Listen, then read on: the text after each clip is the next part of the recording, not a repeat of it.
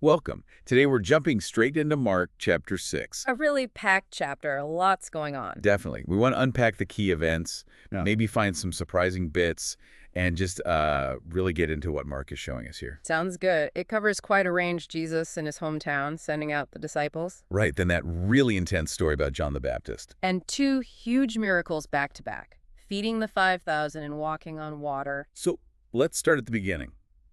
Jesus goes back home to Nazareth, disciples in tow. Yeah, and he teaches in the synagogue on the Sabbath.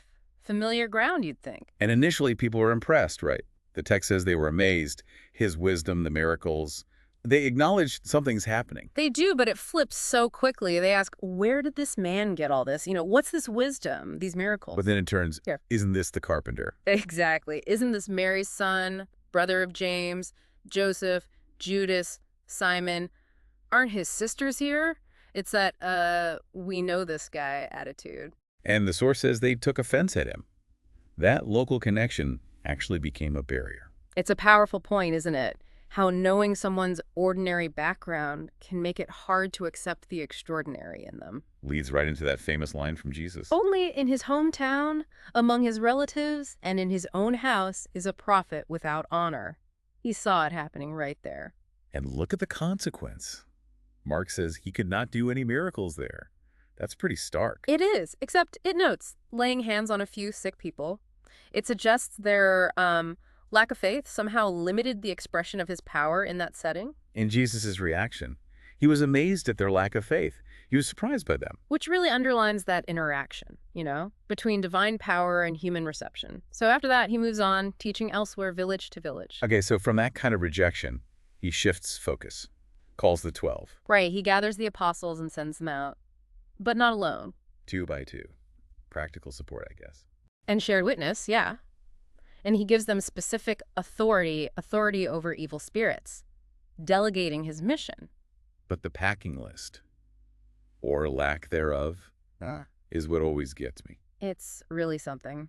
Take nothing for the journey except a staff. Explicitly, no bread, no bag, no money. Wear sandals, but not an extra tunic. It's about as stripped down as you can get. Why? What's the point of sending them out so unprepared? Well, that's just it, isn't it? It forces complete dependence, not on their own resources, but on the hospitality they receive, and ultimately on God. The power isn't in their stuff. It's in the message and the one who sent them. Okay, that makes sense. And there are instructions for how to handle being received or not received. Yeah. If a house welcomes you, stay there. Commit to that place while you're in town. And if they don't welcome you, or listen, Then shake the dust off your feet when you leave as a testimony against them. A symbolic gesture, like saying, we offered peace, you rejected it, we're moving on clean. so how did they do? Mark says they went out preaching repentance. And they used the authority given driving out demons, anointing sick people with oil, healing them. The mission was effective, despite the lack of supplies. Shows where the real power came from. Exactly. It wasn't about material backing. Now, right after this, Mark shifts gears dramatically. We get this whole story about King Herod and John the Baptist. Yeah, it's like an interlude, but a really significant one. Herod starts hearing about Jesus because, well, Jesus' name is getting known. And people are speculating about who Jesus is. All sorts of things. Some think he's John the Baptist raised from the dead that would explain the miracles, they figure. Others suggest Elijah or another prophet. But Herod, he lands on one specific idea, driven by his own guilty conscience. John, the man I beheaded, has been raised. Okay, so Mark then backtracks to tell us why John was beheaded. It involves Herodias. Right. Herod had married Herodias, who was actually his brother Philip's wife. A scandalous move. And John the Baptist, being John, called him out on it. Directly. Told Herod, it is not lawful for you to have your brother's wife. Bold and dangerous. Naturally, Herodias wasn't happy. The text says she nursed a grudge and wanted John dead. But she couldn't just do it initially. What? Because Herod actually had a strange respect or maybe fear of John. Yeah, it says Herod feared John and protected him, knowing him to be a righteous and holy man. That's complex. Very. It even says Herod was greatly puzzled when he heard John speak, yet he liked to listen to him. He's conflicted, imprisoned him, but also sort of drawn to him. Then comes a moment Herodias was waiting for Herod's birthday banquet. A big political affair. Officials, commanders, important people. The stage is set. And Herodias' daughter dances for them. And she nails it. Pleases Herod and everyone there so much that he makes this incredibly rash promise, boosted by wine and ego, probably. Ask me for anything you want, up to half my kingdom. And he swears an oath. Big mistake. Huge. The girl goes to her mother. What should I ask for? And Herodias sees her chance, coldly replies, the head of John the Baptist. It's chilling. The daughter goes straight back to Herod and demands it, right then and there. I want you to give me right now the head of John the Baptist on a platter. The detail on a platter is just gruesome. How does Herod react? He's greatly distressed, Mark says. He knows it's wrong, but he's trapped. He made an oath in front of all these important guests. He valued his reputation more than justice. Seems so. He didn't want to refuse her, lose face, so he sends an executioner. And it happens just like that. John is beheaded in prison. The head is brought back on that platter, given to the girl who gives it to her mother. End of story for John in this life. His disciples come later, take his body, bury it. A really dark episode. It absolutely is. And placing it here, right between Jesus sending out his disciples and the miracles that follow, it highlights the contrast, doesn't it? Worldly power, vengeance, weakness, versus the kind of power and kingdom Jesus represents. Yeah, it shows the dangerous reality of the world they were operating in. Definitely. But then the focus shifts back. The apostles return from their mission. They gather around Jesus, reporting everything they'd done and taught. Must have been buzzing, but also exhausted. Oh, for sure. And Mark adds context. So many people were coming and going that they did not even have a chance to eat. Just relentless demand. Jesus sees this. What's his response? Compassion and practicality. Come with me by yourselves to a quiet place and get some rest. He recognizes their need for a break. So they try to escape, get in a boat, head for a solitary place. But the crowds are persistent. They see them leaving, figure out where they're going, and actually run on foot from the towns around the lake. And get there ahead of the boat. That's dedication or desperation? Probably a bit of both. Yeah.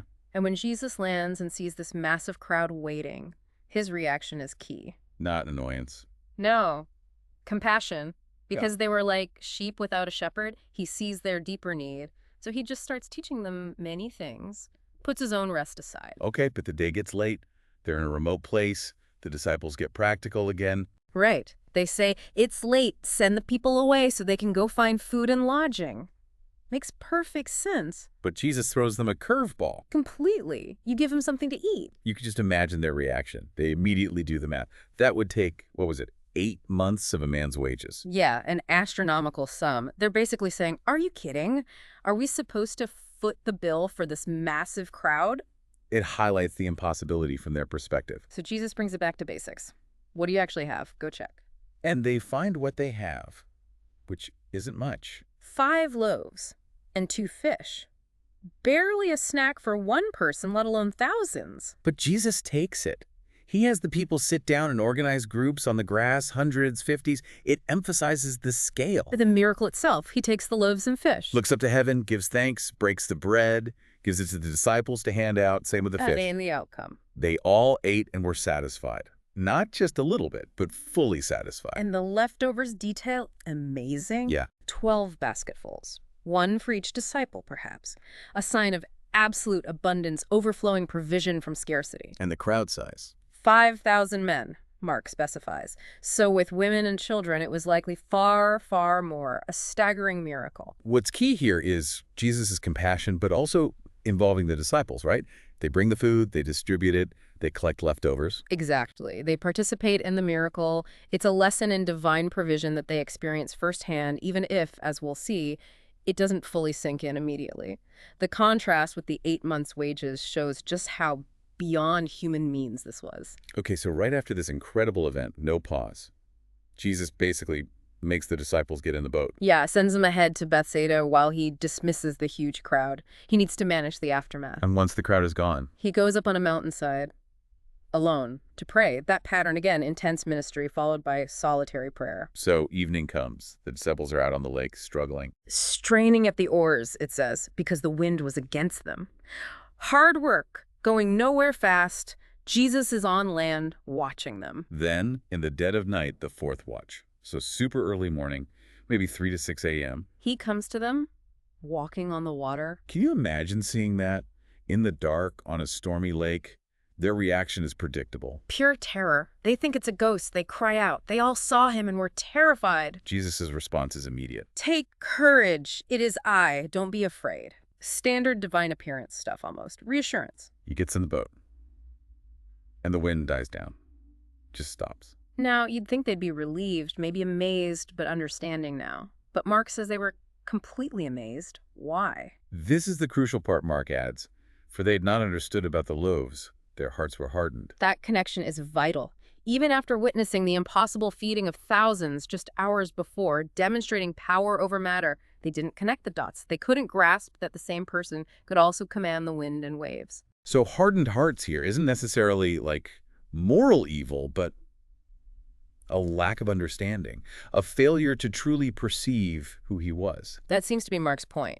They saw the miracles, but the full implication of his identity and power hadn't penetrated their understanding yet. They were still processing, maybe struggling to integrate these earth-shattering events. Okay, so they finally cross the lake, land at Gennesaret, and the reception here. Total opposite of Nazareth.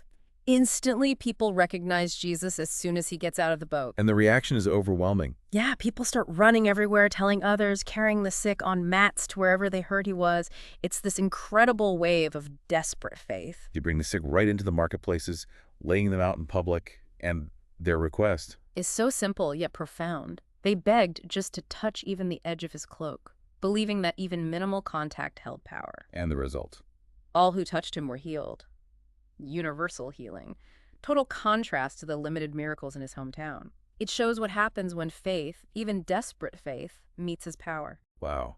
So looking back at the whole chapter, Mark packs in so much contrast. He really does. You've got rejection in Nazareth versus this overwhelming reception in Gennesaret, limited miracles versus widespread healing and feeding thousands. And the disciples' journey is central too, isn't it? Yeah. Sent out with authority, witnessing amazing things, yet still struggling to understand on the boat. Absolutely. Their hardened hearts after the loaves is a key theme Mark is developing. They're learning, but it's a process. They see but don't fully perceive yet. And weaving the John the Baptist story through it, it grounds Jesus' ministry in this dangerous political reality while contrasting divine power with corrupt human power. Exactly. Mark seems intent on showing us not just what Jesus did, but how vastly different people responded to him. Skeptics, crowds, rulers, even his own followers.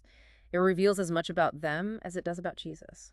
It's a powerful picture of Jesus' authority, his compassion, but also the real challenge of faith and understanding in the face of the extraordinary. A challenge that continues throughout Mark's gospel. It leaves you thinking, especially about that hardened hearts comment regarding the disciples after the feeding miracle. If even they struggled to truly grasp the significance after seeing something so incredible, what does that say about us? What does it really take to move beyond just witnessing amazing things to letting them fundamentally change our understanding? That's the question to ponder, isn't it? What does it take to truly get it,